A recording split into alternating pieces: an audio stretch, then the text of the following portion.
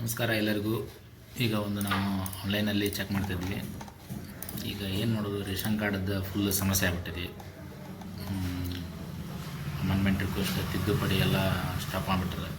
ಯಾಕಂತಂದ್ರೆ site full jam ಆಗೈತಿ. ಈಗ ನಾನು ನಿಮ್ಗೆ ತೋರಿಸ್ತೀನಿ, ನೋಡ್ರಿ ಆ ಥರ ಸರ್ವರ್ ಡೌನ್ ಐತಿ. ನೋಡ್ರಿ ಹಿಂಗೆ ರನ್ ಆಗೋದು ಬೇರೆ ತಿರ್ಗಾದ್ಬಿಟ್ಟೈತಿ.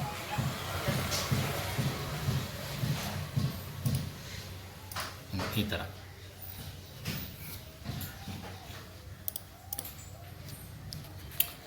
ಅದಕ್ಕೆ ಆದಷ್ಟು ಬೇಗ ಇದನ್ನು ಸರ್ವರ್ ಸಮಸ್ಯೆ ಎಲ್ಲ ಬಗೆಹರಿಸಲಿ, ಅದೇ ರೀತಿ ಕಂಟಿನ್ಯೂ ವರ್ಕ್ ಆಗಲಿ ಅಂತ ನಾನು ಹೇಳ್ತೀನಿ. ಇನ್ನೊಂದು, ಈಗೊಬ್ಬ ಕಸ್ಟಮರ್ ಬಂದಿದ್ದ. ಪಾಪ ಅವರ ಮಗ ಸೆಕೆಂಡ್ PUC ಫೇಲಾಗಿದ್ದ. ಫೇಲಾಗಿ 2 ಸಬ್ಜೆಕ್ಟ್ ಫೇಲಾಗಿತ್ತು. ಅದನ್ನು ರಿವ್ಯಾಲ್ಯೂಷನ್ ಹಾಕೋಕ್ಕೆ ಬಂದು ಕೊಟ್ಟಿದ್ದು.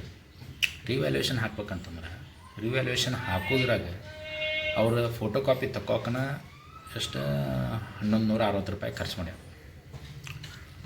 ಆ ಫೋಟೋ ಕಾಪಿನೂ ಬಂದೈತಿ. ನಾನು ನಿಮ್ಗೆ ಅದನ್ನು ತೋರಿಸ್ತೀನಿ, ಒಂದು ನಿಮಿಷ.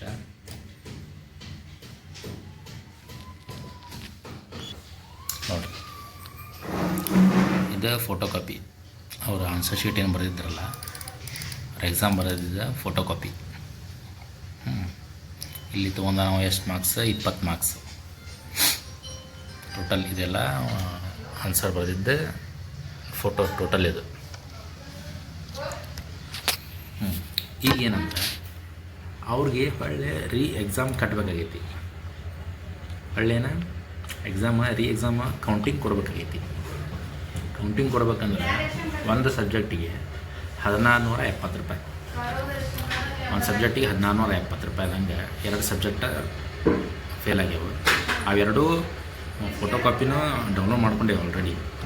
ಡೌನ್ಲೋಡ್ ಮಾಡ್ಕೊಂಡು ಅದಕ್ಕೆ ಖರ್ಚಾಗೈತಿ $1070.